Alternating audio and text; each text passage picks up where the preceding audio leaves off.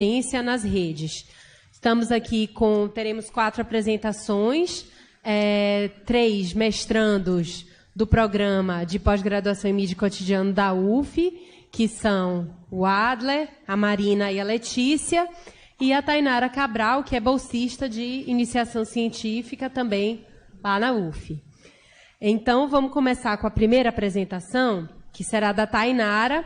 Ela vai falar de ativismo digital de grupos marginalizados. Na verdade, ela vai dar continuidade, como a Tainara é bolsista do meu projeto de pesquisa, ela vai dar continuidade a alguns dos assuntos que eu falei hoje pela manhã. Mas ela vai trazer algumas questões mais específicas da pesquisa aqui no Brasil que a gente está conduzindo. Eu falei um pouco da rede Vozes, né, de forma mais ampla. A Tainara vai falar de uns aspectos mais específicos da pesquisa aqui no Brasil.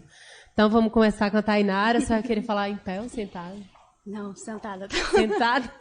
Acho que já tá ligado. Obrigada.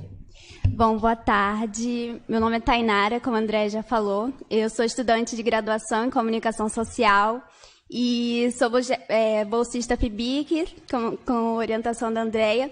E hoje eu trouxe um pouquinho do que a gente tem feito nesse projeto de pesquisa, intitulado E-Vozes, Lições e Conquistas das Redes de Ativismo Digital de Favela. E eu vou compartilhar um pouquinho com vocês, eu não sei se vocês já estavam aqui na parte da manhã, mas a Andréia já deu um apanhado do que a gente tem feito e eu vou aprofundar mais na minha parte de pesquisa mesmo. O nosso projeto de pesquisa ele se volta para o ativismo digital de favela como uma ferramenta de combate à injustiça, à opressão e à violência de Estado. Ele é a continuação do nosso projeto de pesquisa anterior.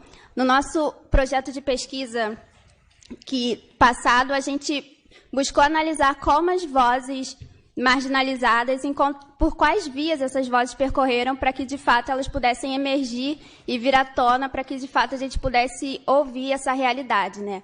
O contexto que a gente estava analisando em 2016, 2017, né, era um contexto pós-mega-eventos em que a cidade tinha passado por fortes intervenções, tanto estruturais, tanto em âmbitos econômicos, culturais e diversos outros aspectos, e que a gente percebeu ao longo desse período, a partir de 2013, por aí, uma forte militarização no cotidiano dessas comunidades, e a gente percebe que, diante desse cenário de constante opressão desses grupos, constante gentrificação, exclusão e silenciamento, a gente percebe que essas vozes, de fato, encontraram nas novas tecnologias um lugar onde, de fato, elas potencializassem sua voz e seu alcance, um espaço onde elas pudessem expor essa realidade. Nesse momento atual, a nossa pesquisa ela amplia o olhar, uma vez que ela se insere na rede de pesquisa E-Vozes, que a Andréia já falou um pouquinho mais há pouco na parte da manhã, que é uma rede que se propõe a rediscutir a marginalidade, né? E analisar como esses grupos marginalizados utilizam das novas tecnologias para, de fato, combater a marginalização.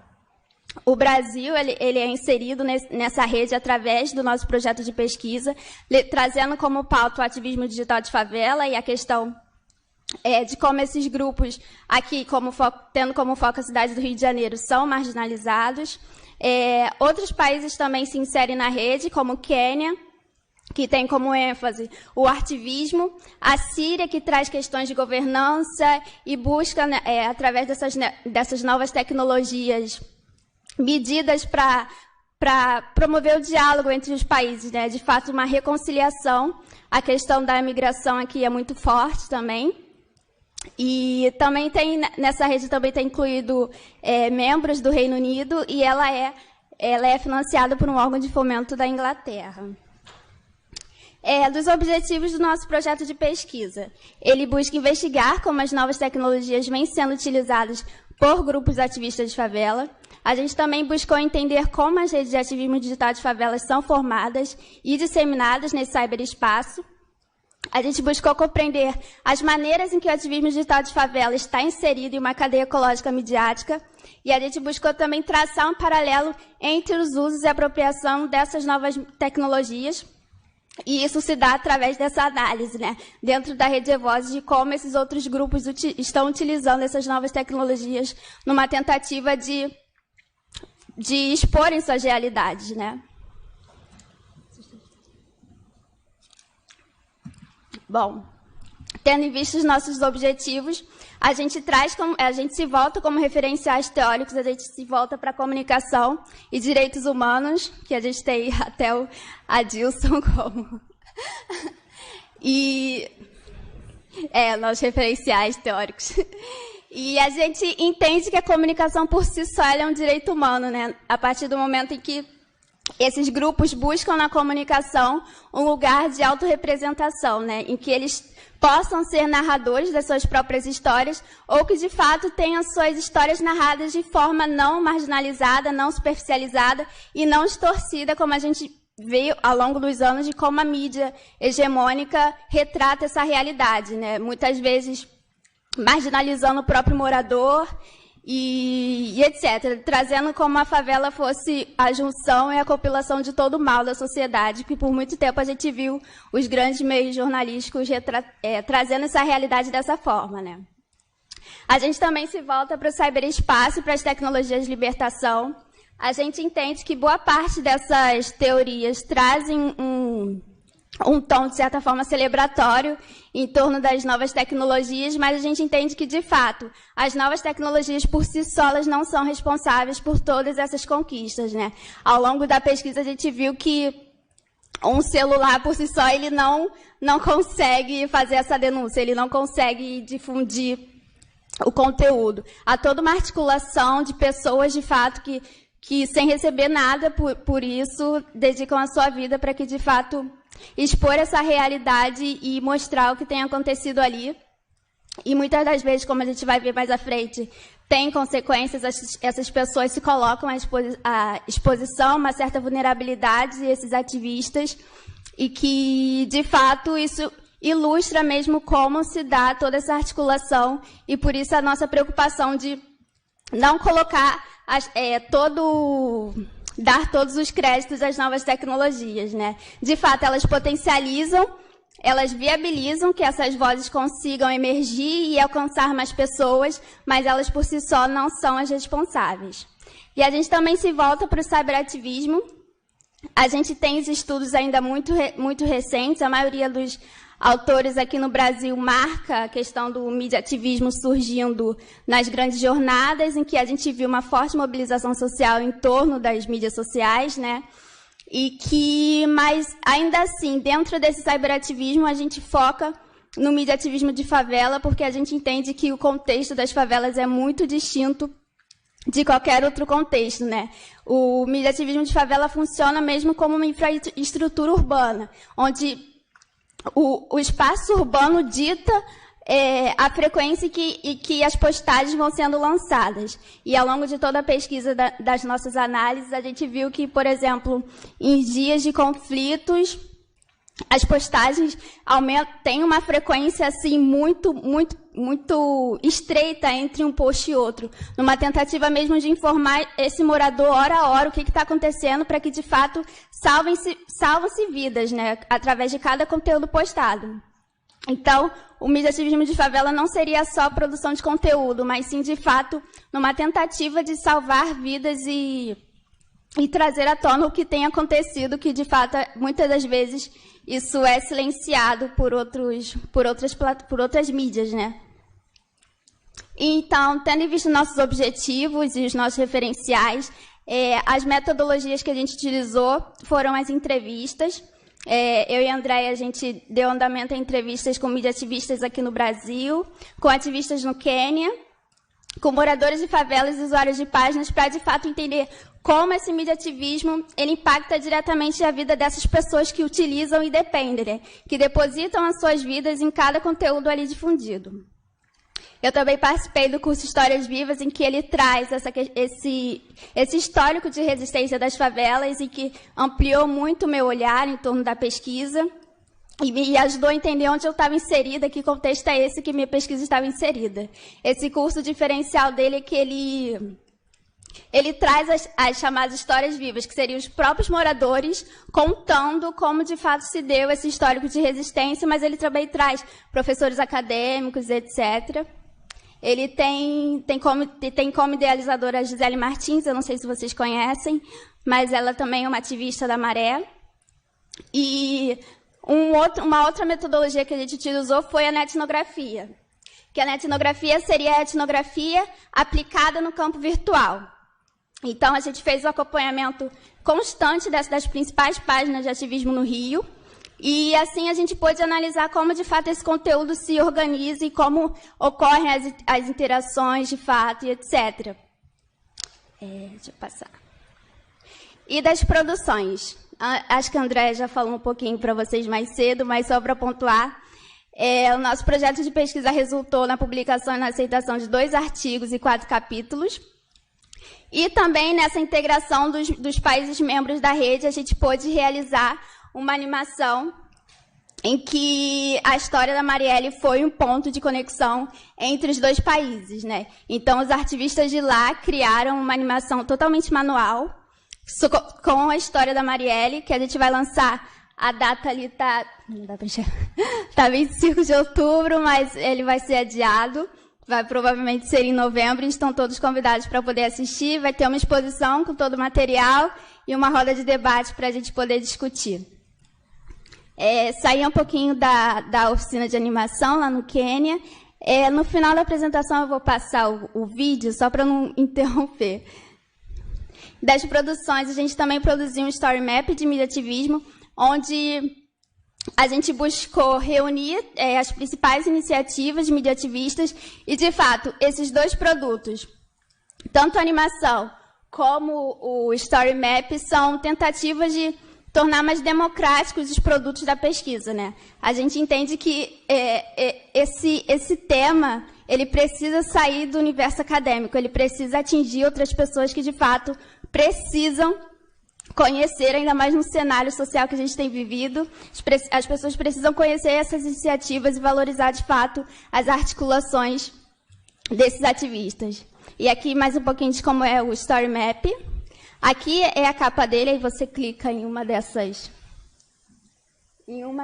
em um desses pontos, e ele vai te dar, por exemplo, se você clicar na região do Morro da Providência, ele te dá aqui uma breve descrição. Ele ainda está em desenvolvimento, mas a ideia é que ele seja uma plataforma orgânica, em que constantemente ele seja abastecido por outras pessoas e atualizado constantemente na medida em que novas iniciativas surjam. E dos resultados preliminares dessa pesquisa, né? A gente percebeu ao longo de toda a pesquisa, André deve ter falado um pouquinho também, da questão de constantemente esses ativistas, o que eles buscam é de fato a visibilidade. Seja visibilidade para uma causa, visibilidade para uma denúncia, para uma realidade. E o questionamento que a gente ficou ao longo da pesquisa é o que acontece depois que se alcança essa tal visibilidade, né? E que, de fato, em uma entrevista que a gente fez com uma mídia ativista, ela fala que tornar-se visível é tornar-se vulnerável. E, de fato, a visibilidade ela funciona, então, como uma faca de 2 gumes, em que, ao mesmo tempo que ela te dá conquistas, de fato, muitas conquistas foram dadas por conta da visibilidade do mediativismo, ela também traz consequências. E, na mesma medida que vozes emergem na tentativa de buscar, de fato, denunciar uma realidade, outras vozes também tentam silenciá-las, né? E a proposta do nosso projeto de pesquisa é fazer com que essas vozes, tanto também na nossa rede de vozes, que essas vozes possam dialogar e se fortalecer entre si para que, de fato, nenhuma mais delas sejam silenciadas de nenhuma forma.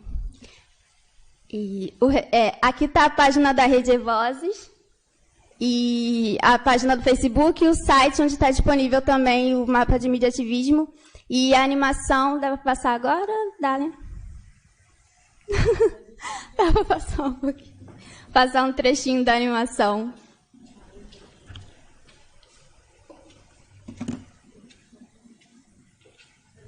Tá na...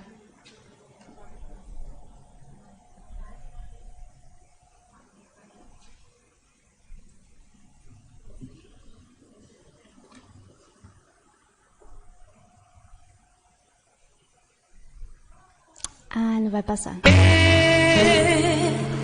Nina majonzi moyoni, nina machozi machoni.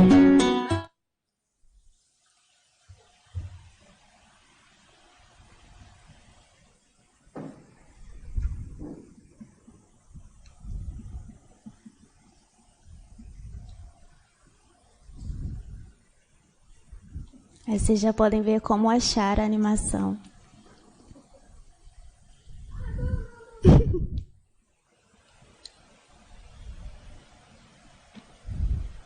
Esse é o site do eVoices. As animações estão ali, o Story Map está ali embaixo. Nina majonzi moyoni, nina machozi machoni. Wow. History ni sad yani, but same time ni tamu yani. Design nakumbusha nikukumbushe, ucheki yani. Look within you juu utapata unachosaka. Juu mawingu ilifunga na sai jua imechomoza, design ina prove it's a new day. Tuko fana see, my eyes are red juu ya machozi nilimwaga jana, but nina hope so I can still see. Nataka ni spell hii jina na si jina tu, ni hii jina iko na C katikati, yani FRANCO, but most importantly MARIELLE, yani nabonga kuhusu Franco Mariel.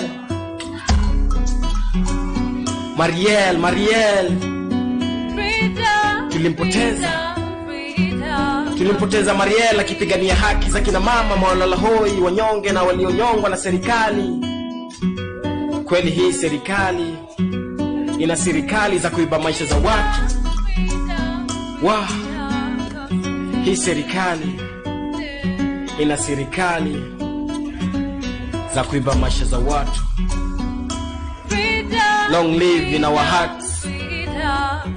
RIPF.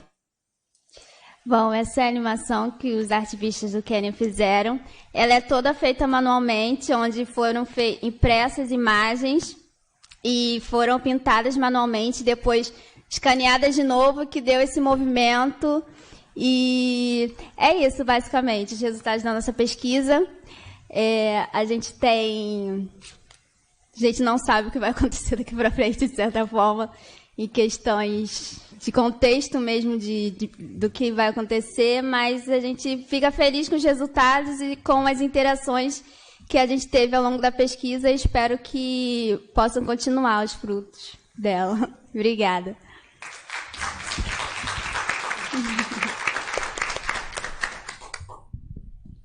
Obrigada. Não posso elogiar, né, publicamente.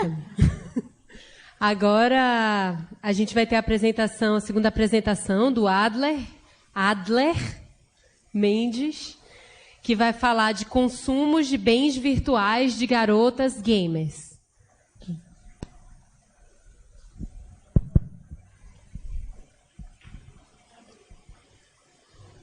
Primeiramente, muito boa tarde a todos e todas. Eu me chamo Adler, como a Andréia adiantou. Eu vou falar um pouquinho sobre a minha pesquisa. Eu trago alguns dados. Eu estou numa reta quase final de mestrado, então já tenho algum material. Aqui eu trouxe um primeiro momento de pesquisa, em que eu entrevistei algumas jogadoras, para conseguir me embasar no futuro dessa minha pesquisa, onde eu me encontro agora. Bem, antes de tudo, eu escolhi um jogo, o nome do jogo é League of Legends. E algumas pessoas podem se perguntar o que é League of Legends. Bem, League of Legends é um jogo mais jogado do mundo, o jogo de computador mais jogado do mundo, em que basicamente 2 times, divididos em 5 pessoas para cada lado, vão batalhar até destruir o objetivo, vai destruindo torres e vai destruindo o objetivo central da base inimiga. Eu costumo brincar que é um pique-bandeirinha que envolve magia, feitiço, luta, guerra, enfim. O tema. Como eu falei ali na frente, eu pesquiso sobre o consumo feminino como uma forma de sociabilidade dentro dos jogos. E como é que essa forma de sociabilidade se daria através de compras, que eu vou falar daqui a pouquinho. O cenário atual. Bem, alguns autores, alguns pesquisadores importantíssimos vão falar sobre o cenário atual, como que a nossa sociedade ela tá se portando, mas tem um cara que eu acho ele genial, que é o Renan do Choque de Cultura, quando ele vai dizer: tá todo mundo conectado aqui, ó. Ou seja, tá todo mundo conectado no celular.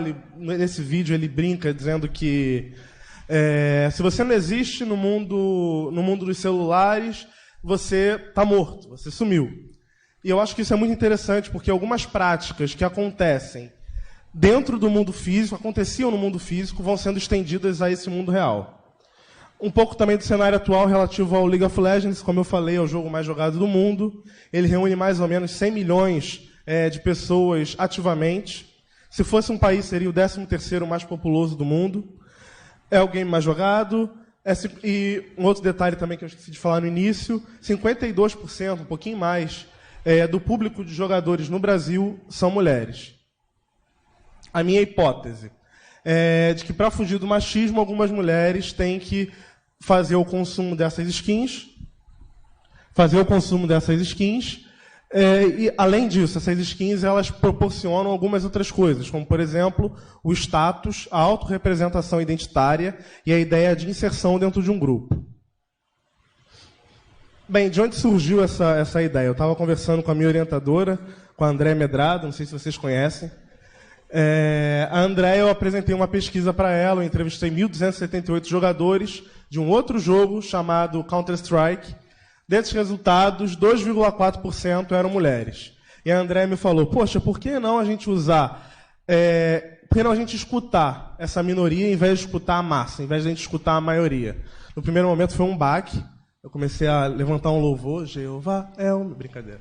Mas foi algo que no primeiro momento me assustou, porque afinal de contas eu sou homem, branco, hétero, tem toda uma carga. Eu falei muito sobre o lugar de fala com ela, e ela, como muito persuasiva,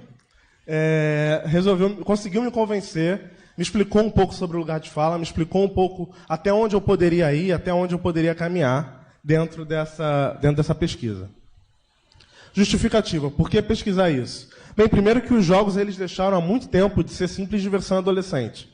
Né? E hoje o jogo figura entre diversos públicos das mais diversas idades. Então, algumas pesquisas do NPD, que é um portal bem famoso dentro dos jogos, o Newzoo também, que é um outro portal famoso em pesquisa de jogo, ele vai apresentando alguns dados ao longo do ano, ao longo dos meses, sobre comportamento de jogadores.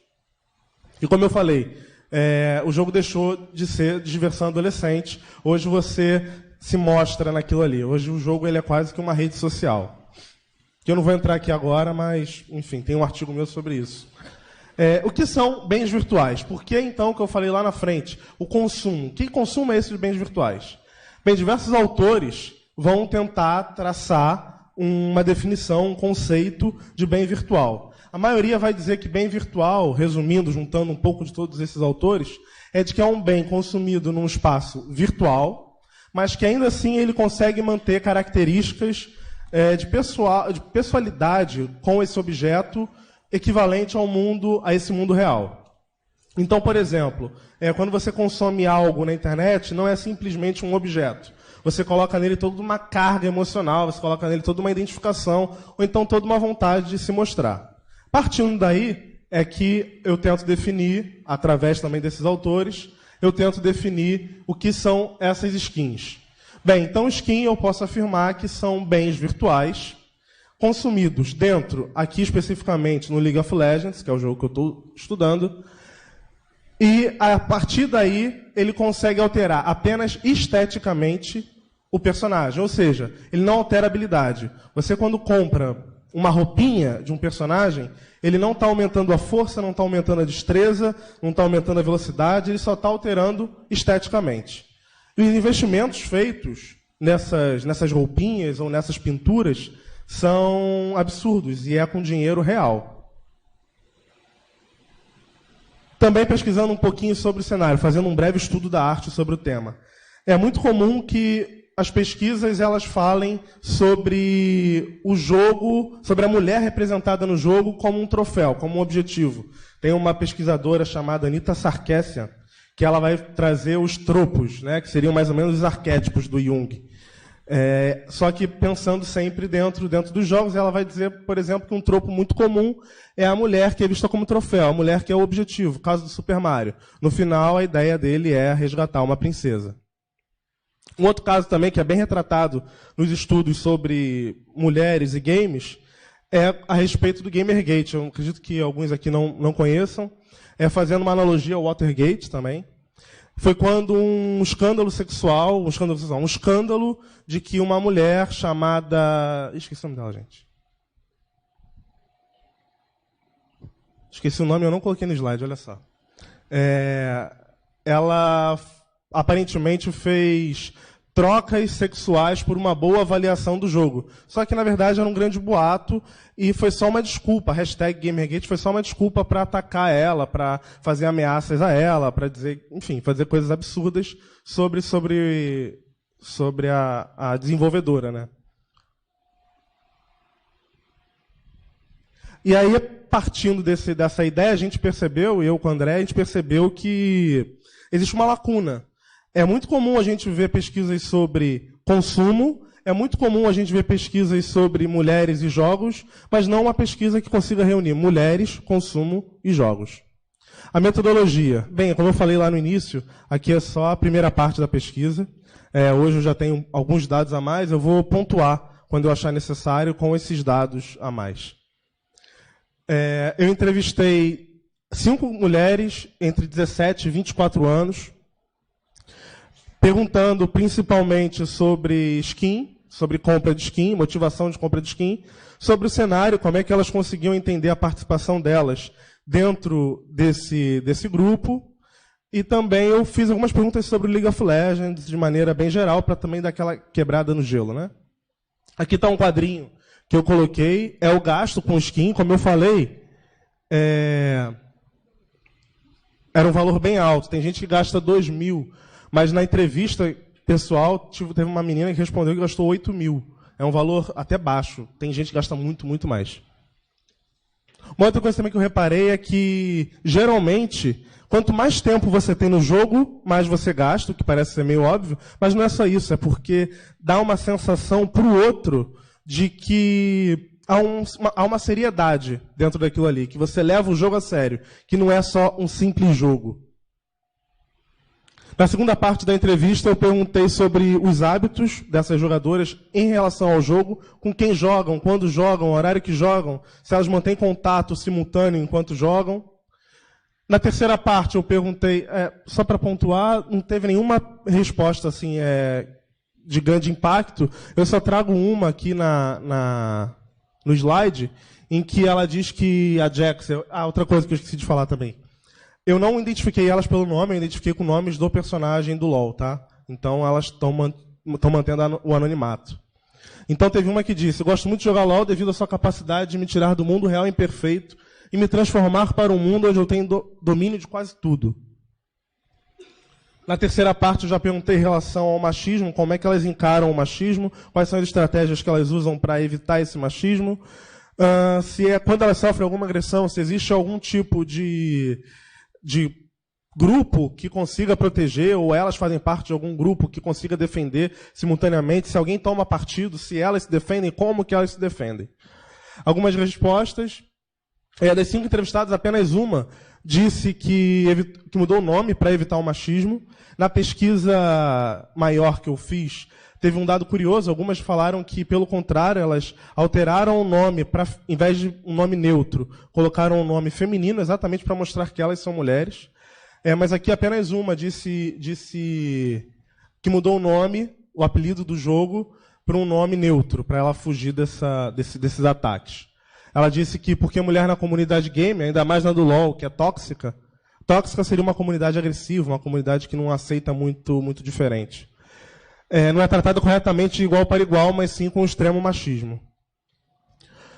Perguntando também sobre a estratégia que elas usavam, uma disse que algumas ofensas, na verdade, muitas dessas ofensas são voltadas para o cunho sexual, nunca é por conta de não saber jogar. Segundo a jogadora, ela disse que o xingamento sai do seu viado para a sua PAN. E também, como eu falei, de cunho sexual.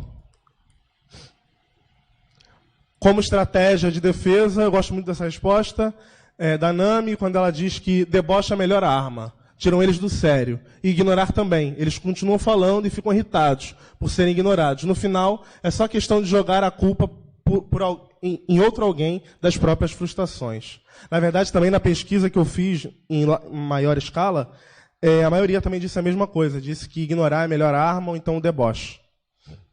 E o mutar também. Mutar no jogo, que o jogo tem um chat, eu esqueci de falar. No jogo tem um chat que as pessoas podem se comunicar por ali e você tem a capacidade de mutar, ou seja, você silenciar a outra pessoa para outra pessoa não falar absolutamente mais nada. Pelo menos você não vê o que a outra pessoa está falando. Sobre o fato da Riot, que é a empresa detentora do jogo, fazer algo para defender essas jogadoras, todas elas disseram que, acho que sofreram algum tipo de preconceito, todas elas disseram que não, que a empresa não faz nada. Quando faz, ela manda um e-mail padrão dizendo isso é muito chato de acontecer, mas a gente vai tentar criar novas medidas para que isso não se repita, mas como uma das entrevistadas falou, isso nunca acontece, ou pelo menos ela nunca viu acontecer. Na quarta parte, eu já entrei na questão das skins, de tentar entender as motivações de compra de skins. Eu fiz algumas perguntas em relação a status, em relação à autorrepresentação identitária, que é a ideia de você tentar se mostrar dentro da internet, quem você é nesse mundo real, e a ideia de você se inserir num grupo. E fiz uma pergunta também se em algum momento elas compraram uma skin para tentar fugir desse machismo. As motivações de compra. A principal motivação de compra, no caso do League of Legends, foi a alteração simplesmente estética. Simplesmente estética da skin. Simplesmente porque ela gostava de usar aquela roupa, né? Também algumas delas falaram sobre a motivação ligada ao status.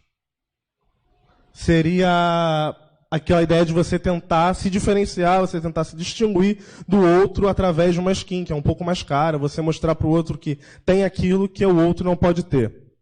Algumas delas, na verdade, falaram que não aconteceram com elas, mas já viram acontecer. Isso é muito comum. Eu acredito que seja muito em função da vergonha dali naquele momento. Inclusive, na pesquisa que eu fiz pessoalmente, isso até se confirmou. Então, algumas das respostas comprou skin e nem sabia jogar com personagem. Ou seja, ela comprou algo só para dizer que tem. Outra falou que já presenciou muitas situações assim, mas que ainda não comprou skin só pelo status, mas gostaria de comprar uma skin Ultimate. Ultimate é uma categoria de skin que é cara e tal. A resposta lá de cima eu gosto muito, que ela diz que eu nunca me perguntei por que... na verdade, eu nunca comprei uma skin assim, mas eu já comprei tanta coisa só pelo status, que quando você me pergunta, me faz pensar bastante coisa. Um outro motivo foi a autorrepresentação identitária, como eu falei ainda agora, que é a ideia de você se mostrar como se é no mundo real, dentro desse mundo virtual. Foi o tema mais apontado por elas, pelo menos da maneira como eu identifiquei assim. Então, por exemplo, as Guardiões Estelares são muito compradas pelas meninas e pelos meninos gays pela temática fofa e girl power, né? Que seriam... Guardiões Estelares é tipo um pacote de skins que tem ligação realmente com esses grupos que ela falou.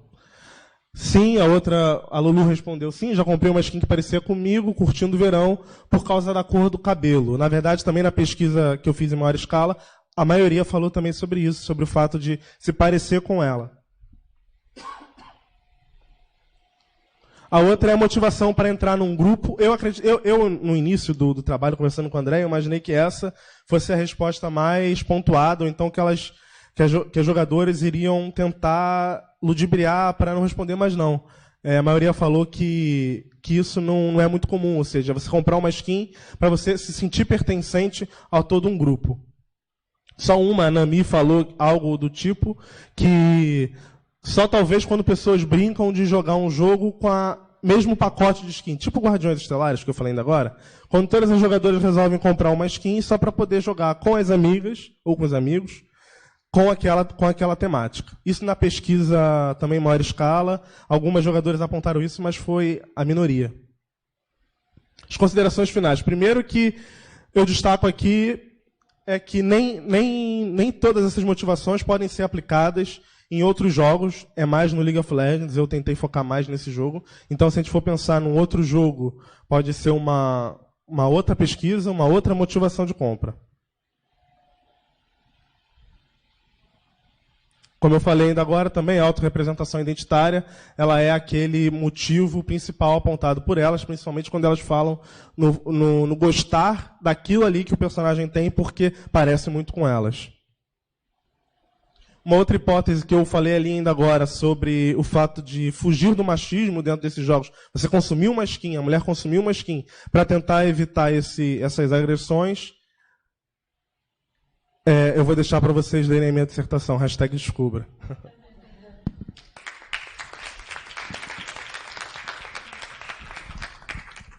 Obrigada, Adler. Acho que a gente pode deixar as perguntas para o final. Então, agora a gente vai ter a terceira apresentação, ainda dentro desse tema de ludicidade. A Marina Roale, na verdade, é mestra em mídia cotidiana. Ela já defendeu a dissertação dela, acho que 2 meses atrás, não foi, Marina? Então tem mais tempo. Em julho, e vai falar um pouco da pesquisa dela sobre memes e política no cotidiano dos jovens.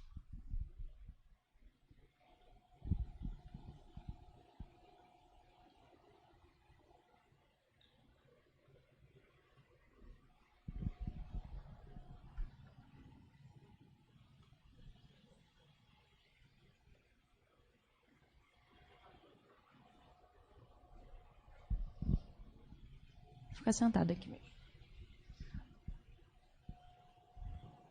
Mas aqui eu consigo me mexer. Oi, gente, eu sou Marina. Boa tarde. É um prazer estar aqui, principalmente que essa é a primeira vez que eu estou apresentando minha pesquisa pronta, né, fora da UF. Então é sempre um momento especial, porque a gente vai apresentando ela em pedacinhos, em congressos, e quando você vem trazer o todo, assim, é sempre uma expectativa e um bom momento de troca, né, de ver como as pessoas estão recebendo. Então acho que todo feedback e retorno assim, é super bem-vindo. E, como a Andréia falou, mais uma pessoa orientada pela Andréia. Vocês podem ver que a Andréia andou entediada aí no último ano.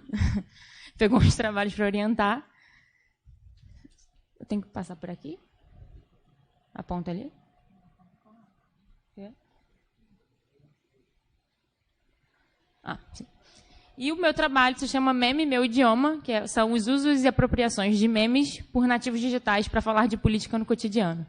O nome é comprido, mas, enfim, é entender a relação dos jovens para se manifestar sobre política usando os memes na internet, que é interessante estar aqui essa semana, porque eu acho que é um tema atual, é um tema que, certamente, qualquer pessoa que tenha um acesso básico e costume usar as redes sociais no cotidiano se deparou com algum meme de política hoje, ou nessa semana. Assim, desafio levantar a mão aqui se eu fosse perguntar. Acredito que todo mundo tenha visto algum meme de política hoje.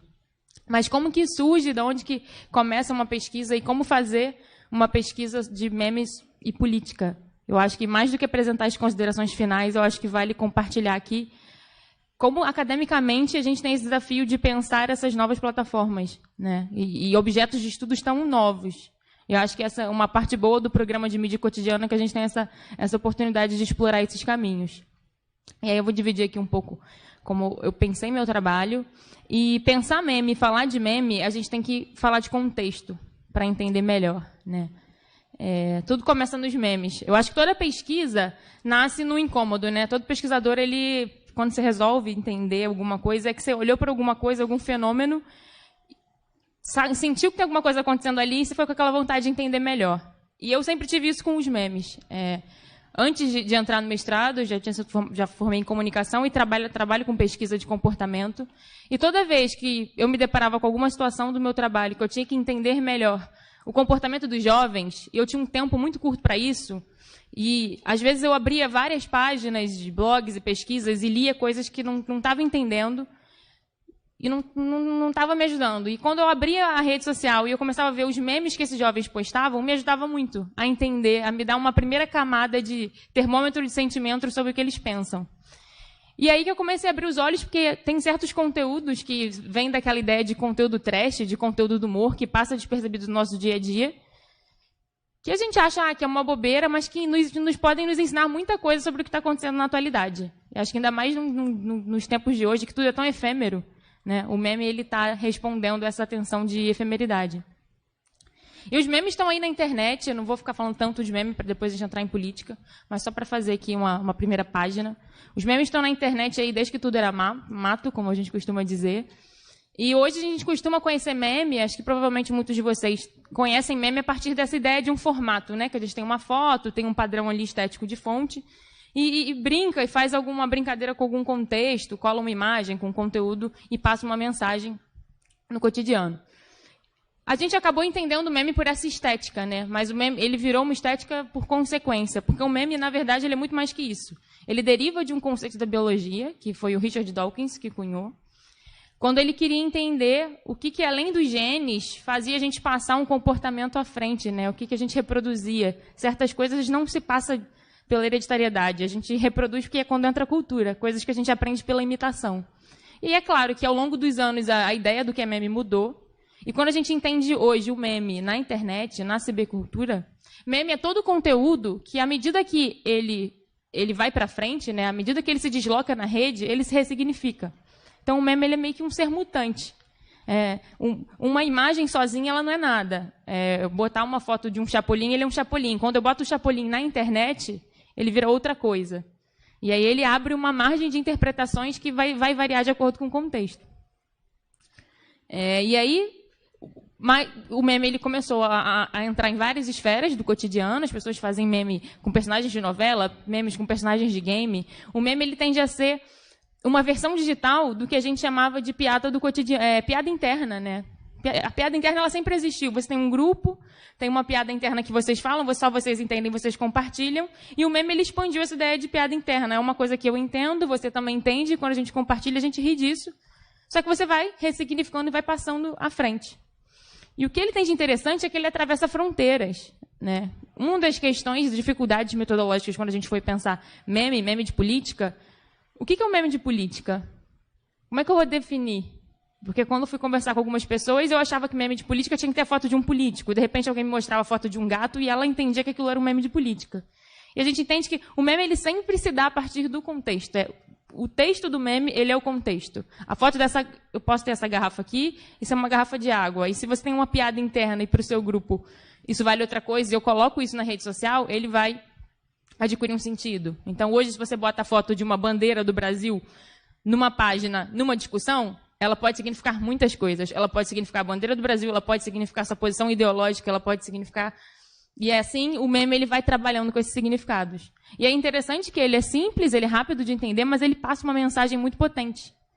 Pensando como comunicador, a gente que fica anos estudando, eu que vejo o mercado discutindo isso, a academia discutindo isso, como fazer uma comunicação de impacto. Às vezes uma campanha, uma marca, um jornal investe milhões e milhões numa mídia para impactar pessoas, e essa mídia não consegue o mesmo engajamento de um meme, que aparentemente é um conteúdo amador e banal, mas que está aí, está comunicando. Eu acho que tudo que está, de alguma forma, vamos botar assim, funcionando, tem alguma coisa ali por trás que inquieta a gente. Então, assim, foi um pouco daí que surgiu a ideia de estudar meme. E mais que isso, quando eu estava entrando ali no processo, foi 2015, né?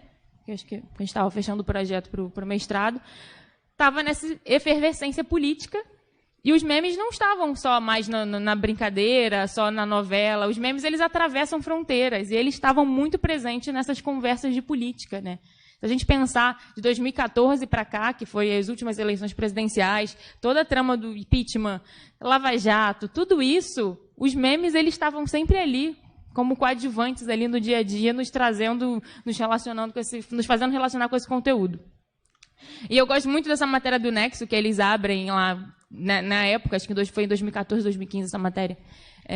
Eles brincam com essa situação, né? Imagine a seguinte cena em 2030. Um jovem de 15 anos se aproxima da mãe e pede ajuda com o dever de história. Uma redação sobre o conturbado momento político do Brasil em 2015 2016.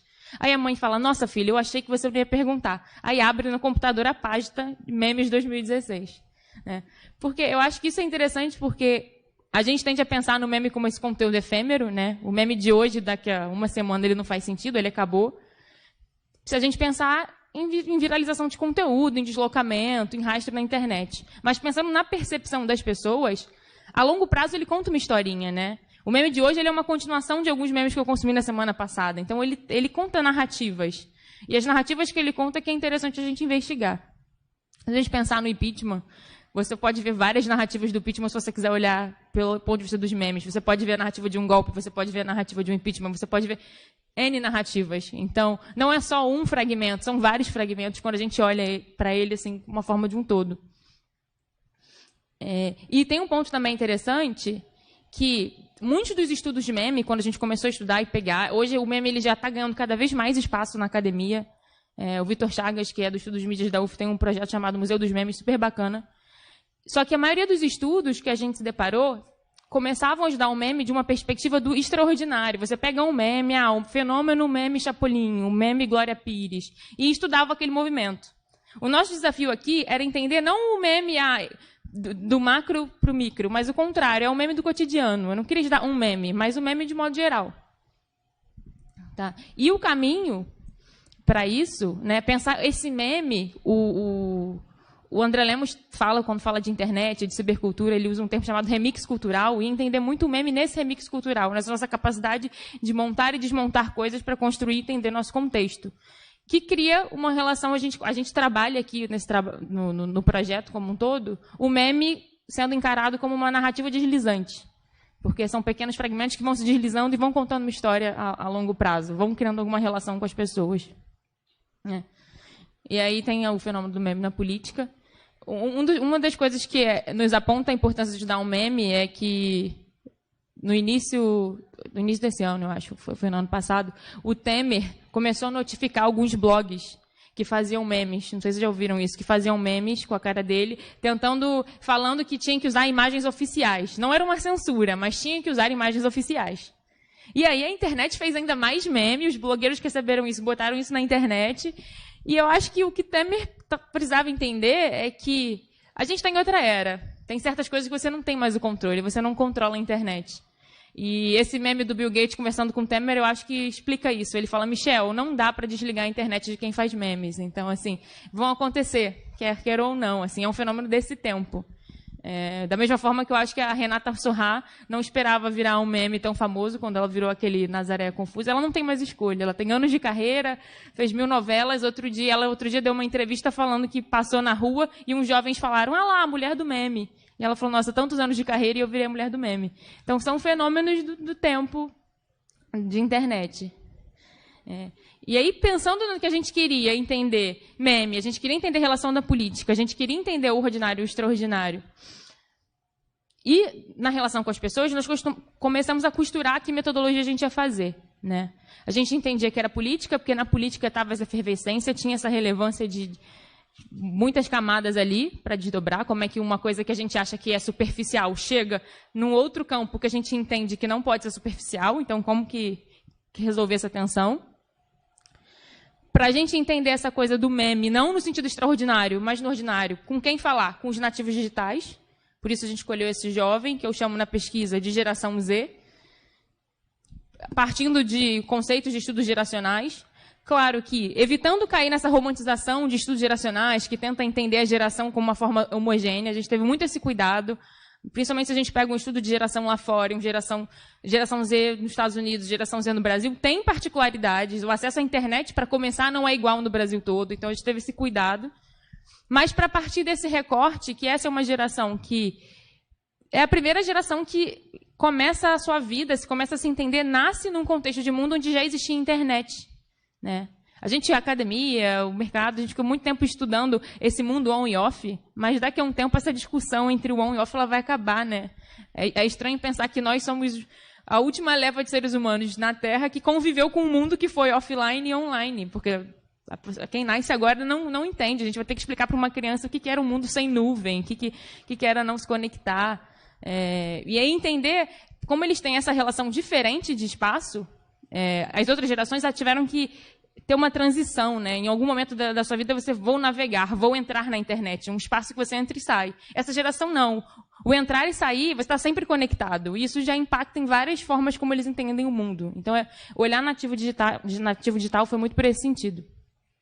E percepção das pessoas, porque era mais interessante entender como as pessoas entendiam o meme e impactava na vida delas, do que pensar numa taxonomia ou numa coisa que fosse dada por nós.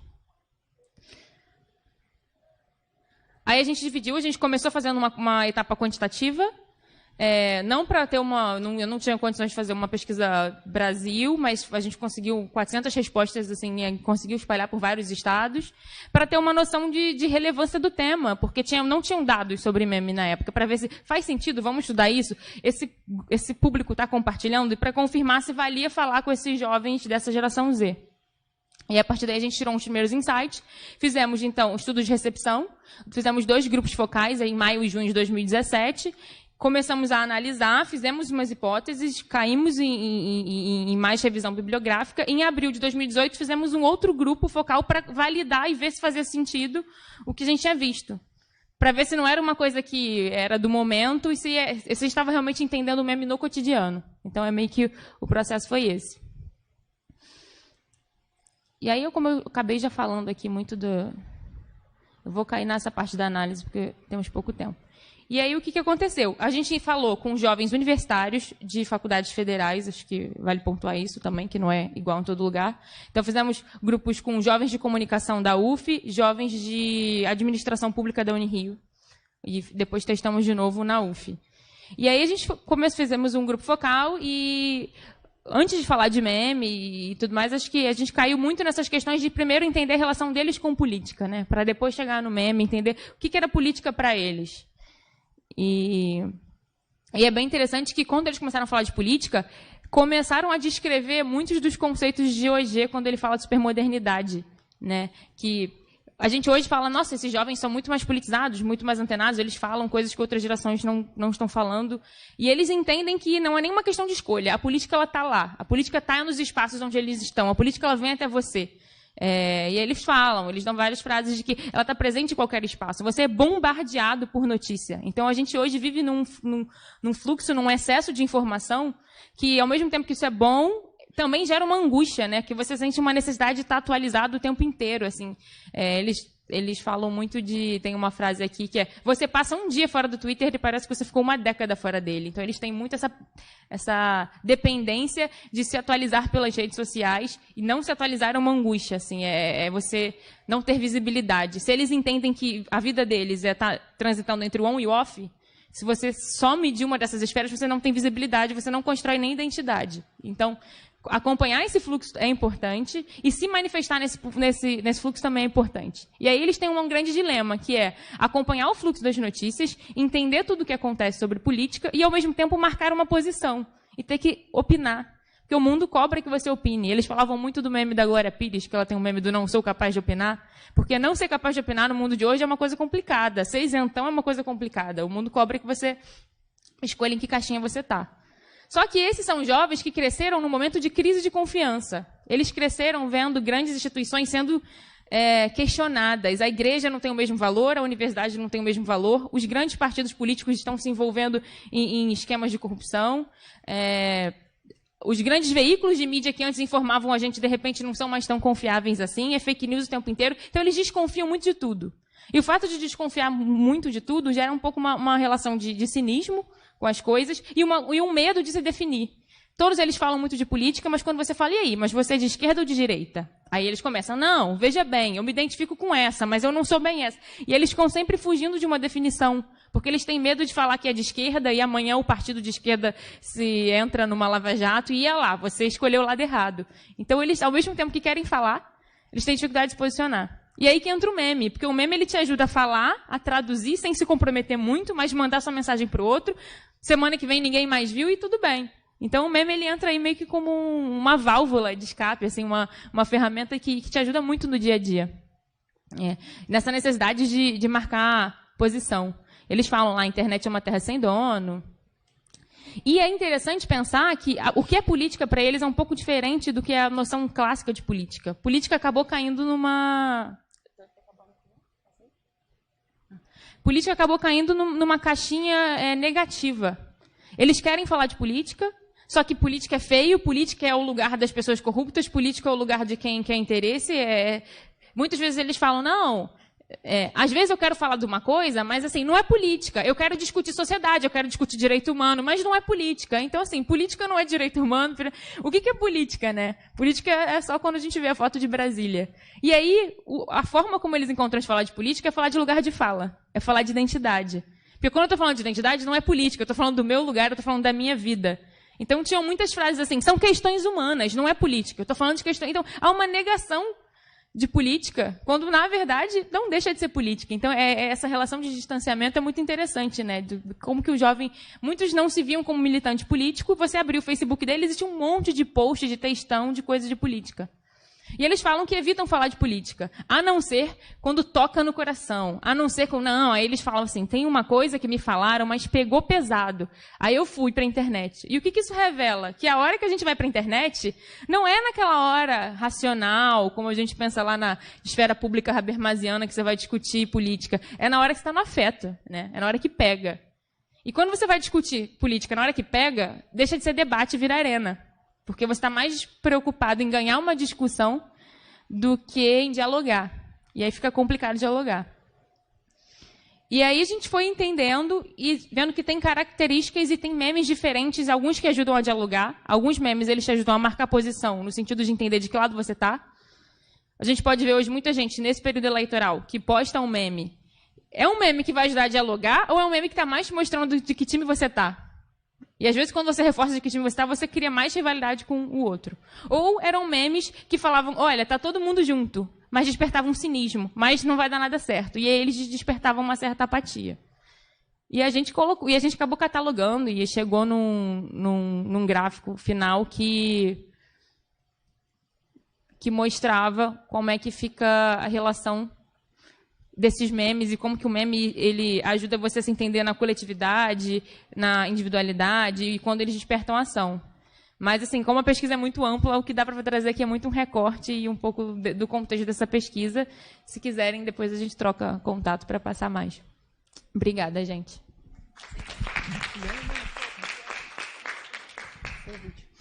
Obrigada, Marina. Bom, então a gente falou de games, memes, agora vamos voltar para redes sociais, foi o tema que a Tainara falou um pouco, e a Letícia Moreira vai falar do Instagram, mais especificamente das interações mediadas do Papa Francisco no Instagram, que é o tema da pesquisa de mestrado dela, que ela também está fazendo no PPG-MC. Boa tarde. A minha pesquisa, como a Andréia já adiantou, é sobre o Papa Francisco no Instagram. São as novas formas cotidianas de interação. Esse relacionamento que o Papa Francisco tem construído através da página dele do Instagram. Então, para contextualizar, né, Francisco, ele iniciou o papado dele em março de 2013. Aderiu ao Instagram em 19 de março de 2016.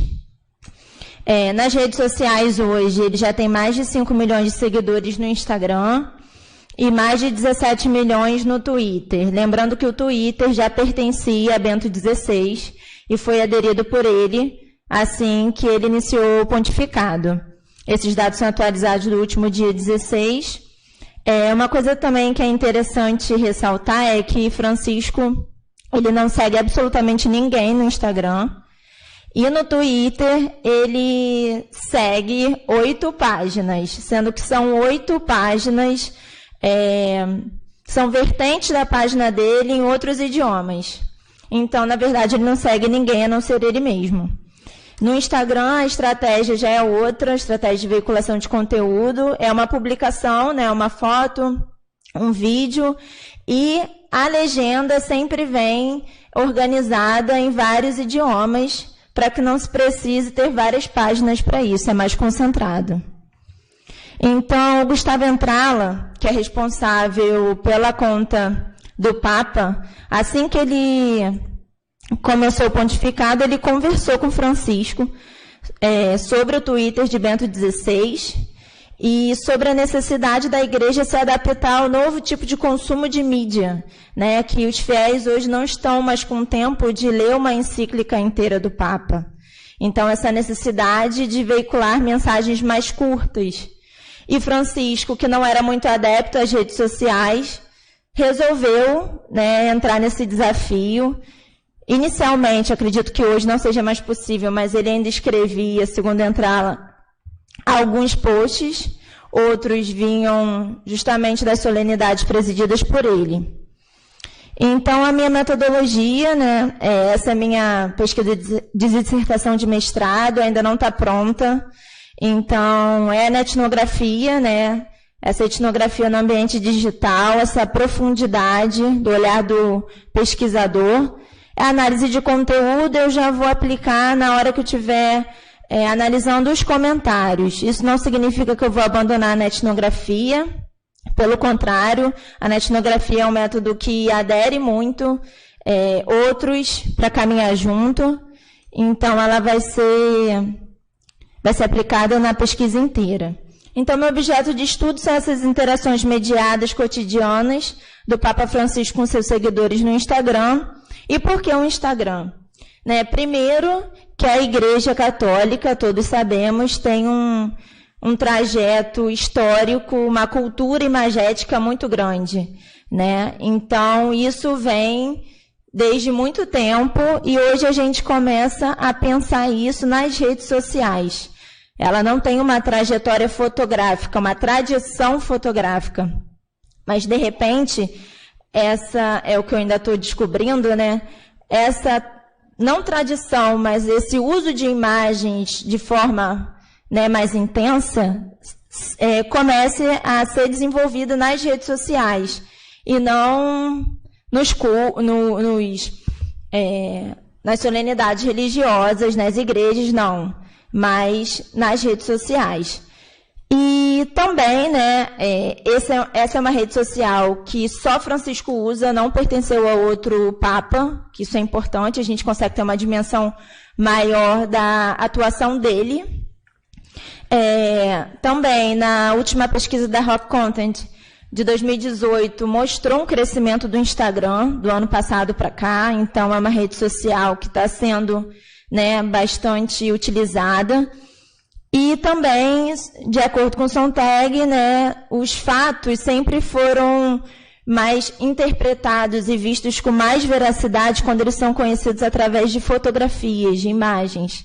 Então, é justamente o Instagram, uma rede social focada no compartilhamento de imagens, sejam fixas ou, né, audiovisuais, que tem muito a ver com essa questão.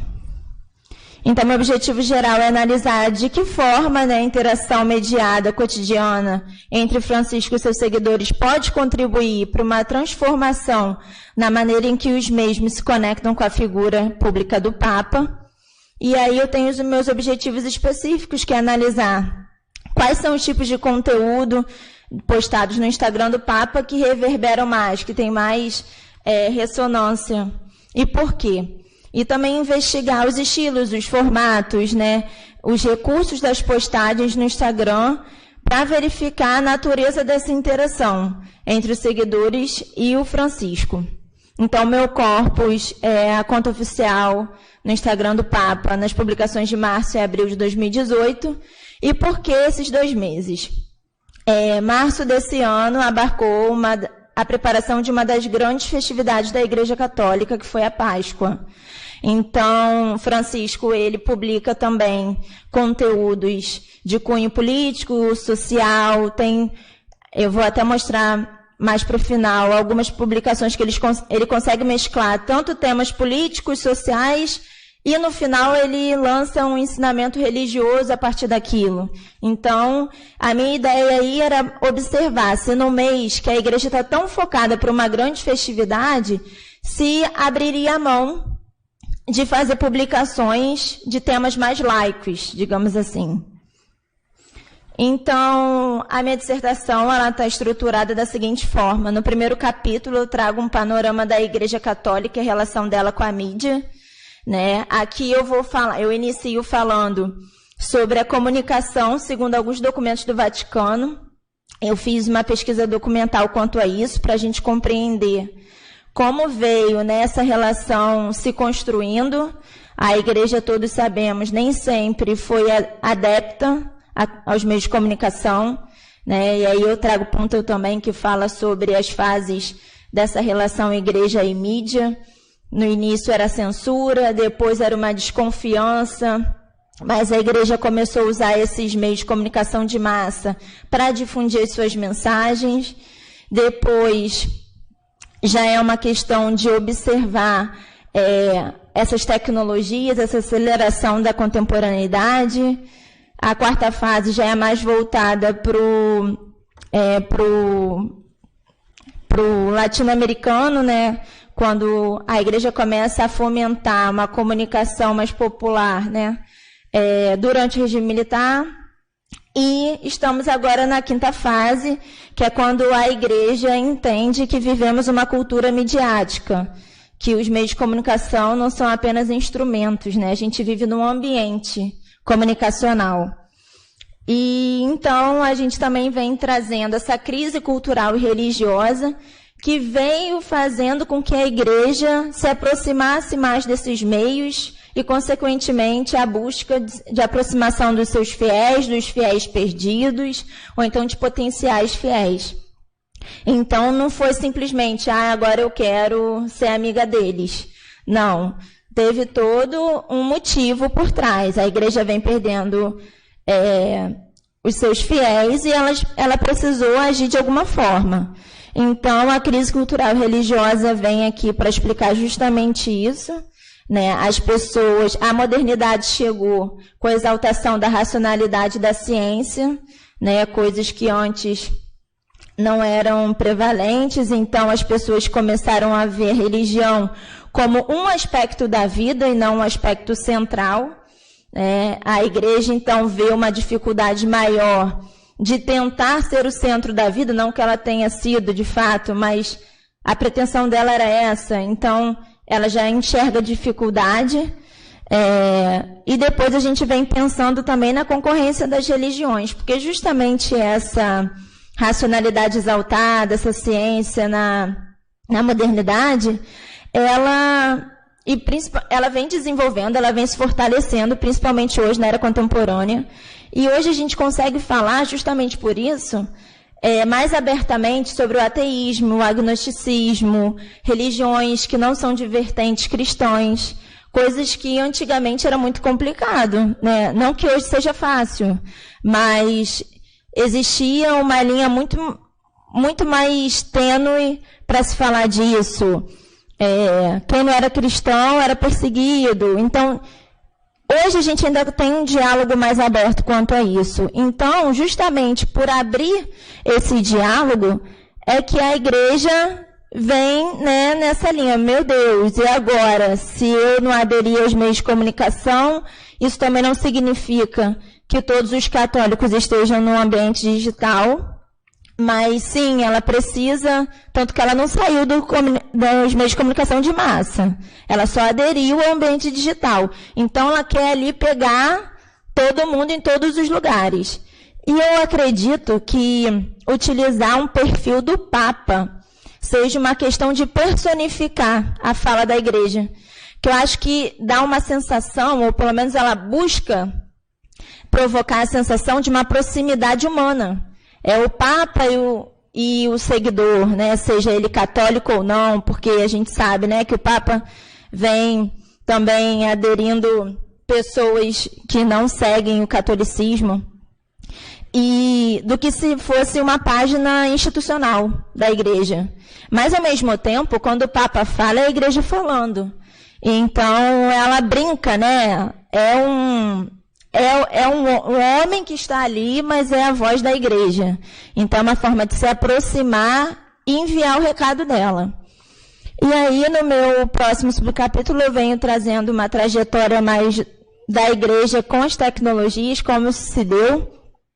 Depois eu venho falando também sobre a cultura imagética da igreja, que é justamente isso, né? Não começa do nada. Os movimentos artísticos estão muito envolvidos com isso. Primeiro uma pintura plana, depois esculturas, né? Arquitetura que mostrava as imagens da igreja, né? Imagens bíblicas em 3D. A gente tem hoje muitas igrejas ainda que têm essa arquitetura mais antiga. E isso já é muito forte, essa cultura imagética da igreja. Não foi, né, de forma alguma dispensada. Ainda existem os santos, que são representados pelas esculturas. Essas igrejas se tornaram patrimônio histórico, não podem ser, né, mexidas. Então, eu vejo aí que a fotografia não existe uma tradição católica da fotografia, mas ela vem sendo utilizada nesses outros meios, né? Seja num jornal, seja num telejornal, seja nas redes sociais. Então, ela está presente para veicular mensagens da Igreja Católica. E, por fim, né, eu faço também uma breve biografia do Papa Francisco para a gente entender quem é ele. Já no meu segundo capítulo, eu falo sobre o contexto no qual nós vivemos, a contemporaneidade, esses sujeitos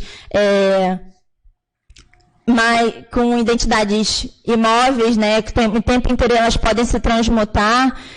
Venho trazendo também a discussão da interação mediada, né, no ambiente digital, as redes sociais e a construção dos nós. Quais são essas estratégias que a página de Francisco está utilizando para conseguir seguidores?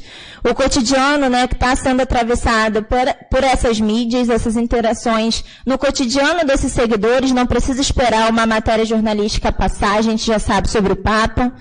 A missão, né, persuasiva do catolicismo com o uso do Instagram, será que está trazendo laços fortes, laços fracos? Como se dá essa interação, esse relacionamento? E a gente também traz uma discussão sobre conceitos do que é uma celebridade, um influenciador, para pensar quem é Francisco, né? Se ele é um influenciador, se ele é uma celebridade. E, enfim, meu terceiro capítulo eu ainda não construí, mas é a parte mais empírica, justamente dessas postagens de Francisco. Aqui tem alguns exemplos das publicações dele. Justamente essa primeira aqui, ela junta justamente aspectos políticos, sociais e religiosos. Algumas considerações parciais que eu já consegui, né, observar. A página de Francisco, ela não deixou de publicar conteúdos políticos e sociais no mês de março, mas não foram muitos, foram bem poucos. Em abril, houve mais postagens religiosas até do que em março. Então, eu vejo que é mais no sentido de o que está acontecendo no momento. Não significa que eles deixem no mês de uma festividade da igreja e nem que eles retomem fervorosamente no mês mais neutro. Os comentários negativos existem, são poucos, mas eu também não sou ingênua, eu sei que podem ser apagados, né? O Francisco, né, é uma celebridade, um influenciador, isso eu já estou identificando. As pessoas realmente... Existem muitos seguidores que acreditam que estejam falando diretamente com o Papa, então se esse era o objetivo da igreja, de tornar uma sensação de aproximação, ela está conseguindo. Não digo que de todo mundo, de todos os seguidores, mas quem eu já identifiquei, muitos seguidores que comentam como se estivesse num diálogo. Nem sempre quem segue o Papa o admira. Inclusive, esses comentários negativos que eu já identifiquei, alguns são de pessoas que seguem, outros são de pessoas que não seguem. Então, nesses 5 milhões, não significa que todo mundo gosta do Papa, isso não pode ser um reflexo de popularidade e empatia. E a sua vida pessoal, de fato, ela não é demonstrada nas redes sociais, né? Ali, ele está sempre com aquela figura papal, ele não deixa de ser o Papa para se aproximar, de repente, de mais pessoas do que a comunidade católica. Então, isso é interessante. Então, por que essas pessoas que não são católicas seguem? Será que é o caráter humano dele? Consegue enxergá-lo com as suas características humanas e não de líder religioso? Enfim, é isso, é só um panorama do que eu ainda tenho a construir. Obrigada.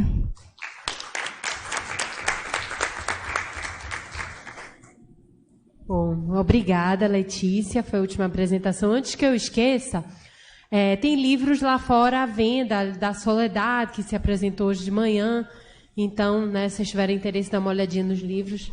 A Eula me pediu para avisar e eu tinha esquecido. Agora, a gente tem um tempinho para o debate, para perguntas. Então, queria abrir para vocês. Se alguém tem alguma pergunta, tem que levantar e ir ali no microfone.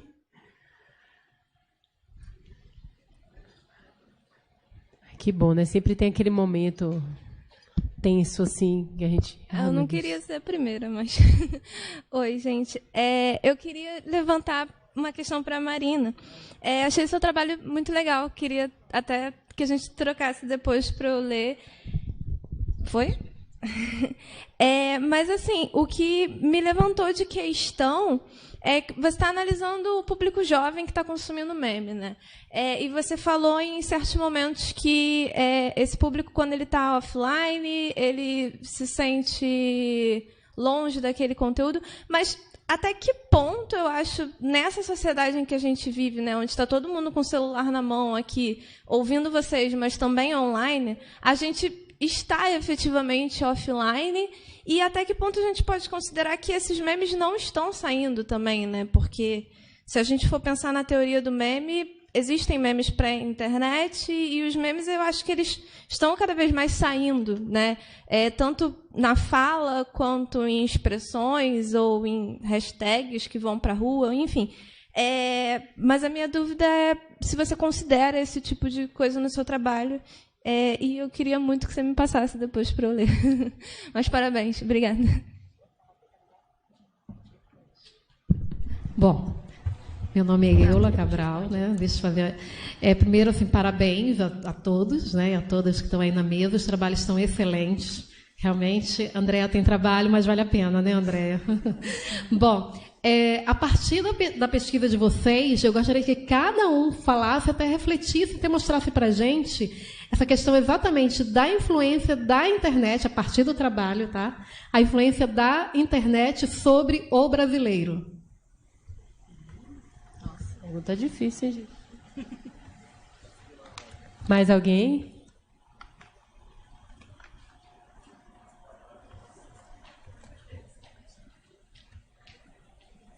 Sou a Cíntia, né? A minha pergunta vai para o Adler. Você falou do games, né? Para mulheres. A partir de que idade? Porque eu queria saber se você, na sua pesquisa, identificou que tem alguma criança, né? Porque eu na verdade, não conheço o jogo, né? Mas, como a gente sabe que as crianças, assim como não poderiam acessar Facebook, não ter página no Facebook, enfim, você também pode responder... se achar pertinente, acabam tendo e acessando. Eu queria saber se você, no jogo, você percebe que, ou você percebeu na sua pesquisa, que, apesar de serem adultos ou mulheres, na verdade, poderiam não ser crianças.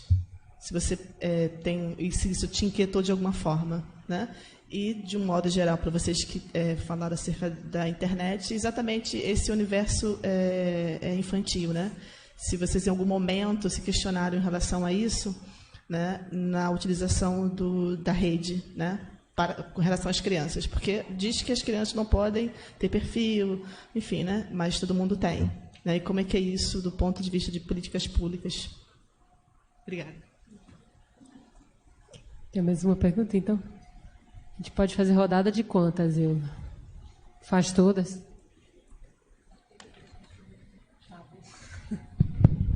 Meu nome é Zé Carlos. Achei bastante ilustrativa a apresentação, cada um com a sua característica, e ter me colocado em contato com termos que eu simplesmente desconhecia. Skin, nunca tinha ouvido falar. O meme já tinha ouvido falar, já entendia mais ou menos. Eu fazer algumas colocações, algumas são perguntas, outras são opiniões. Com relação a Tainara, eu achei importante esses conceitos aí, essa transformação de visibilidade para vigilância.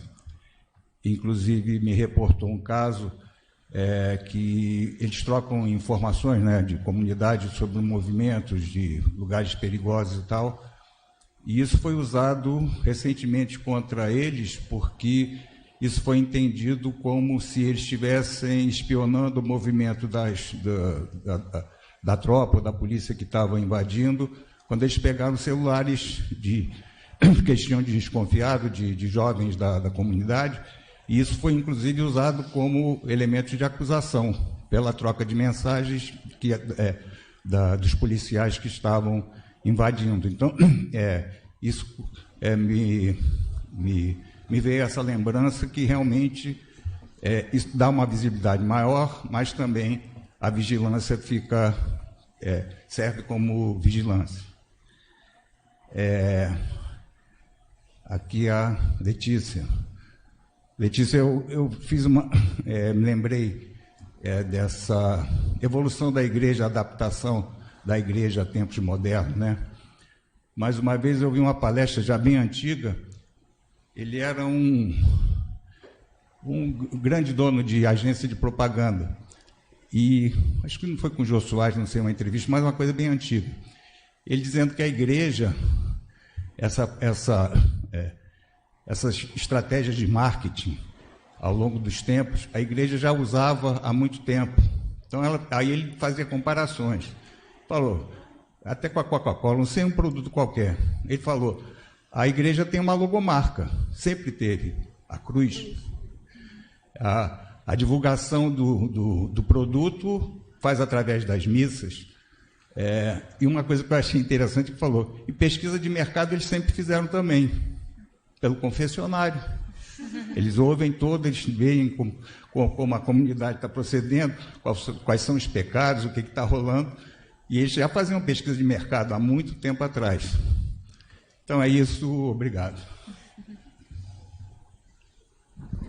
Ok, obrigada. Eu sugiro que então a gente comece com a Marina respondendo a pergunta específica, né? Depois o Agatha, né? Depois vocês todos respondem as perguntas gerais. Primeiro, obrigada por você ter gostado, assim, sempre bom ter essa troca, eu te passo, sim. E realmente você tocou nesse ponto da questão do on e off, né?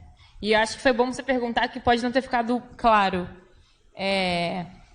Quando a gente menciona, primeiro, quando eu falo que é uma juventude que transita entre o on e off, eu não estou excluindo os outros, assim, a gente já acompanhando aí a tecnologia, acompanhando o mundo, é um fenômeno que chega em todo mundo. Inclusive, lá na minha quant, eu verifiquei que todas as gerações usam meme e interagem com meme.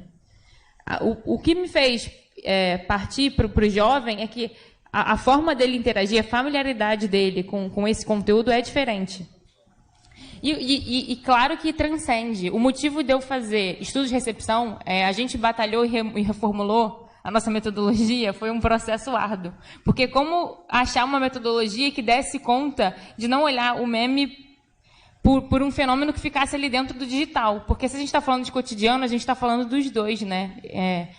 Houve um tempo que entrar na internet, é o que eu falei, era uma coisa extraordinária. Hoje não é. A internet é pagar conta, a internet é GPS, a internet é falar com as pessoas no WhatsApp. Então, é cotidiano. Então, transcende, assim. Os memes, eles viram bordões, os memes, eles viram camiseta.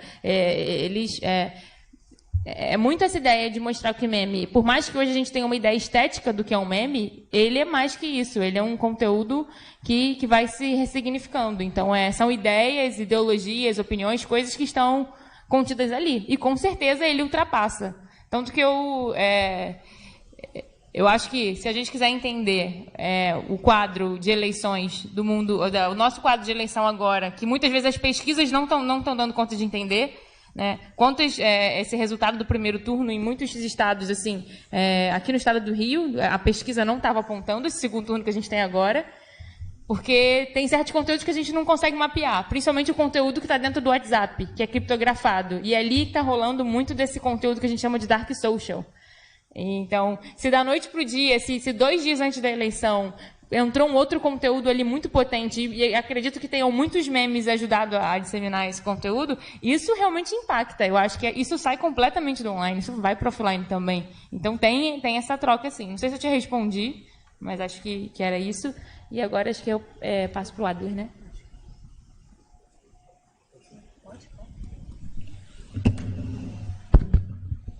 Então, antes, deixa eu só fazer uma observação. O nome da autora da moça que sofreu os ataques do Gamergate é Zoe Quinn. O Google me lembrou aqui. E fazendo um comentário em cima da sua pergunta para a Letícia, não sei se é o mesmo, mas tem um autor muito bom, que eu particularmente gosto muito, que ele tem um livro chamado Deus da Criação.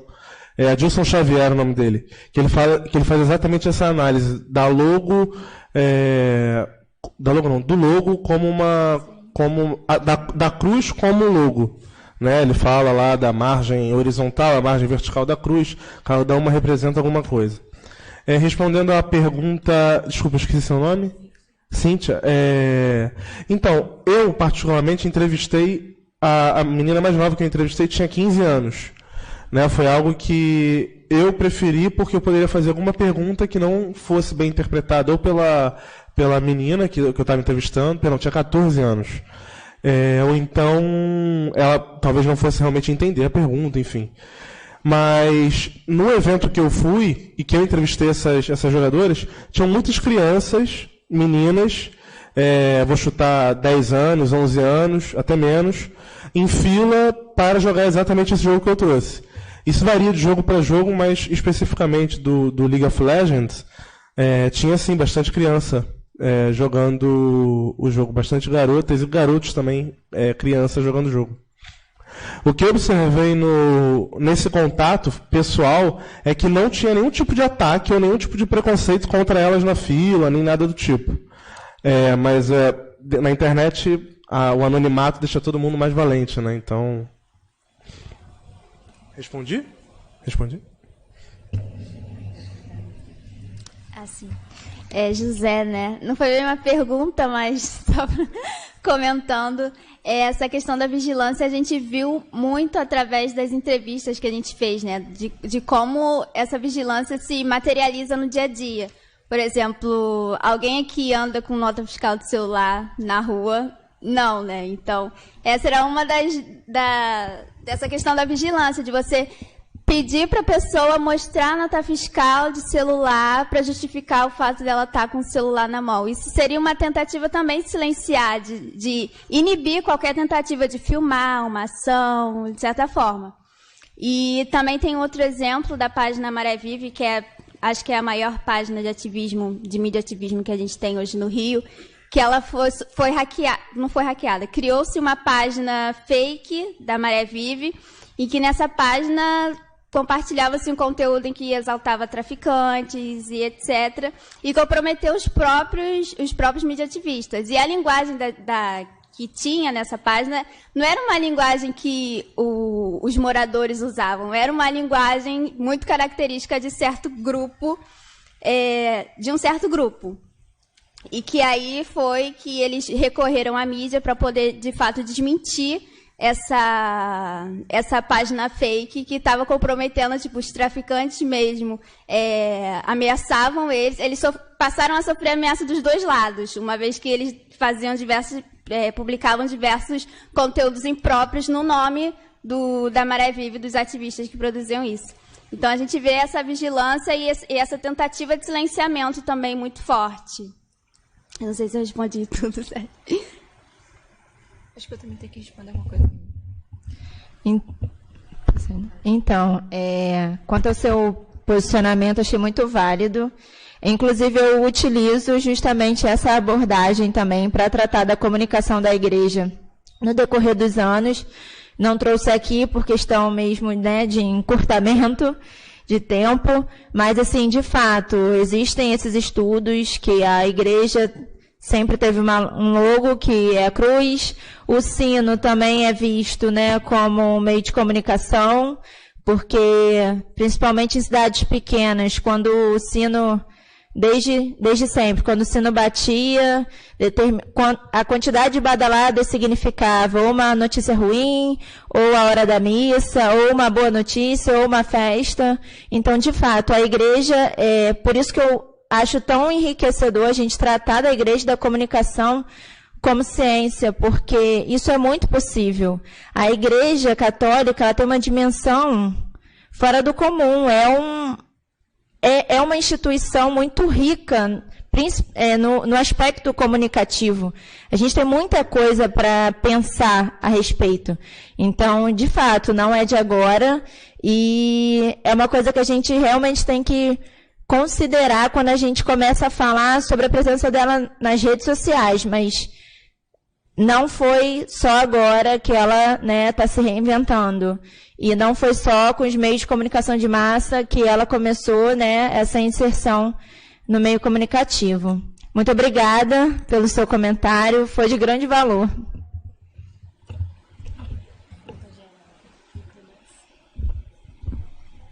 Posso começar? Agora, aqui tá falando. A outra pergunta, que é pensar o comportamento do brasileiro na internet a partir do tema que a gente pesquisou, né? Foi isso que... Eu acho que o meme é muito interessante para entender o comportamento do brasileiro. Quando eu comecei a pesquisar, a gente tem até a brincadeira que brasileiro exporta meme, que a única instituição que está funcionando no Brasil no momento é o meme. Eu acho que esse jeito de fazer piada, de despressurizar o cotidiano por meio do humor, já é da cultura brasileira, né? Antes disso precede a internet, isso está aí nas nossas festas, já é algo que...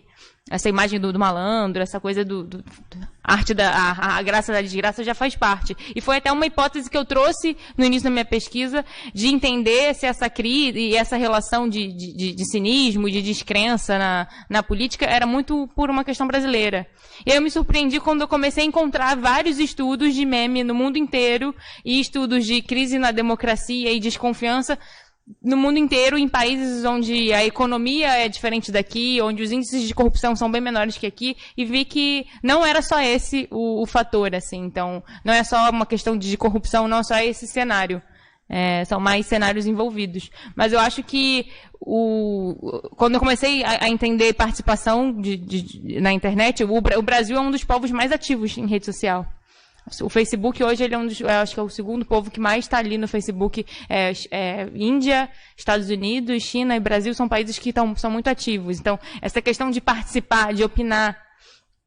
E eu achei alguns estudos também interessantes que falam que os povos da América Latina, que tinham minorias muito tempo silenciadas, quando você ganha esse lugar de fala, então torna-se lugares muito importantes de militância, né? Porque você dá vozes de falar ali. E o meme, ele entra no território da militância também, assim, porque são vários recortes e recortes, mas dá para fazer um trabalho só pensando o papel do meme dentro de militâncias, assim. Não sei se ajuda, mas acho que reflete um pouco do Brasil.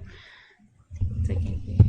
Bom, a Igreja Católica, né, pegando o gancho da Marina, de fato, ela vindo para o ambiente digital, ela consegue amplificar a sua voz, né? E eu acredito que, como ela falou, né, o Brasil ele tem um dos maiores índices, né, de acesso a essas redes sociais. E acho que, nesse sentido, a Igreja Católica consegue escutar a voz dos brasileiros, né? Que, não sei, de repente, muito provavelmente, antes disso, ela não tinha esse feedback. E também a questão, vamos dizer, empresarial, organizacional. A Igreja Católica ela é uma instituição. Antes dela ser religiosa, ela é uma organização. Ela tem até sistema de comunicação muito bem estruturado, por sinal. Então, eu acho que essa penetração no ambiente digital favorece que tanto a Igreja Católica quanto diversas outras instituições consigam receber um feedback sobre o seu conteúdo quase instantâneo, né? Cotidianamente. Não se precisa mais de uma análise de um comercial na TV e blá, blá, blá. Hoje é muito mais rápido. E isso eu acredito que incentive, né? Inclusive, eu vejo muito no Instagram, por exemplo, muito microempreendedores, muitas grandes empresas e pequenas empresas utilizando a comunicação pelas redes sociais para atingir o público. Então, acho que isso essa abrangência de Francisco, né, é um exemplo do que as empresas ou os microempreendedores podem conseguir, mesmo, né, no Brasil, ele pode ampliar o público dele e alcançar em âmbito global. É isso.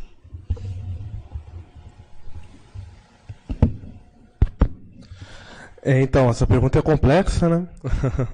Mas eu vou tentar ampliar ela um pouco para soltar algumas coisas que eu penso mais ou menos sobre isso. Primeiro que, na minha opinião, a gente não sabe 1/4, se muito, do potencial dos jogos hoje. Mercadologicamente falando, publicitariamente falando, a gente não tem ideia ainda desse potencial do jogo. Quando eu falei ali do jogo como uma rede social, por exemplo, é uma rede social muito forte, muito antiga, se a gente for parar para pensar. Ele consegue unir pessoas desde a década de 70, não no meio online, no meio físico, mas quando entra a internet, o jogo talvez seja uma das primeiras redes sociais. Inclusive, no artigo eu falo mais ou menos sobre isso. Quando eu fiz estágio em docência com a Andrea, eu dei uma aula para a turma dela e eu falei um pouquinho sobre isso, sobre a relação do jogo com a publicidade e do potencial. E todos os alunos perguntaram exatamente isso, como que a gente ainda não conseguiu explorar isso. E para tentar expandir ainda um pouquinho mais, recentemente, uns 4 dias atrás, o filho de um dos candidatos a presidente estava jogando e fazendo a campanha, né, pro pai dele, dentro de uma streaming para cerca de 5.000, 6.000 pessoas. E é muita gente, a gente não tem ideia, algumas pessoas nem conhecem esse site, chama Twitch. E esse site ele é um portal de propaganda, de publicidade, e as marcas não sabem 5%, se muito. E o valor que é possível tirar, valor financeiro, primeiramente, depois do valor simbólico, a gente sabe menos ainda. Então, apesar do jogo não ser algo muito novo dentro da internet, a gente não sabe nada da relação deles e com os brasileiros. Não sei se eu respondi. Tentei soltar algumas coisas. Bom, estava refletindo aqui sobre internet, o brasileiro dentro da internet, né? De fato, a gente precisa pensar que brasileiros que estão na internet. Por mais que a gente tenha a sensação de que está todo mundo conectado, todo mundo online, a gente precisa entender que a internet hoje não é nada democrática, né? O acesso à internet ainda é muito limitado e caro, e nem todo mundo tem esse acesso, nem todo mundo tem a plataforma. E trazendo para o meu objeto de pesquisa mesmo, por exemplo, a maioria das empresas, companhias de internet não sobem um morro para instalar uma internet, um Wi-Fi. Então, lá eles utilizam internets alternativas, de certa forma. E trazendo aqui para o cotidiano deles, e, de fato, na maioria das entrevistas, a gente mostra que eles falaram para a gente que mudou completamente o cotidiano, de certa forma. As pessoas realmente depositam o seu dia a dia, tipo, a sua integridade física, a integridade física dos seus filhos, se está tendo algum tiroteio perto da escola, se pode buscar, se está tranquilo, porque às vezes a mãe está no trabalho, fora da comunidade, geralmente, não sabe o que está acontecendo, a mídia não passa isso, às vezes também por não ter interesse, ou também por não ter como cobrir todas as especificidades de cada comunidade. Então, realmente, as pessoas encontraram na internet, nas mídias sociais, uma ferramenta de garantia de direitos mesmo, de ter acesso à informação, de ter acesso à sua realidade, saber o que está acontecendo ali. Então, eu acho que são esses dois pontos, a questão da democratização na internet, da gente tentar entender até onde quem tem esse acesso à internet e como esses indivíduos têm suas vidas diretamente afetadas por essas plataformas, diferentemente de mim, que eu uso para entretenimento, por exemplo. Já essas pessoas utilizam como uma medida de segurança mesmo, sabe? É totalmente diferente os usos que têm. E é basicamente isso.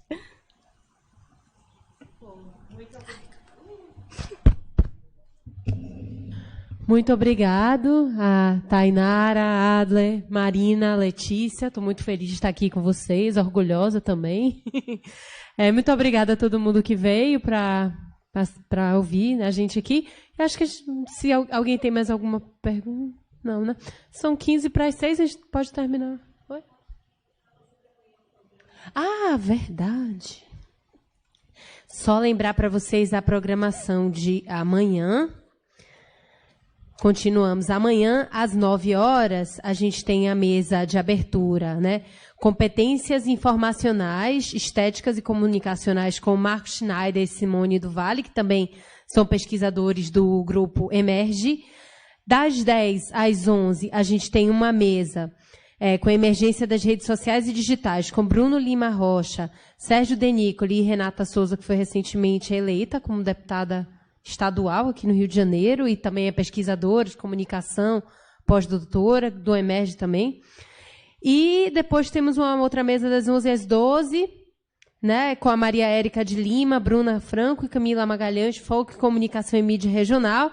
Acho que vou divulgar a programação da manhã, né? Depois amanhã a gente divulga a programação da tarde. Mas, enfim, amanhã também teremos diversas mesas muito interessantes, de 9 até às 5 também. Não, 6? Até às 18, é. Então, mesmo horário que a gente teve hoje. Muito obrigada e espero ver vocês amanhã.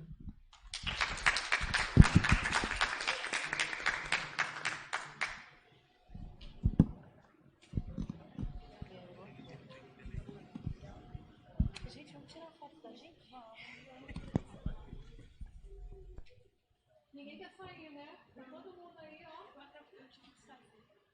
Sim. Uma amiga minha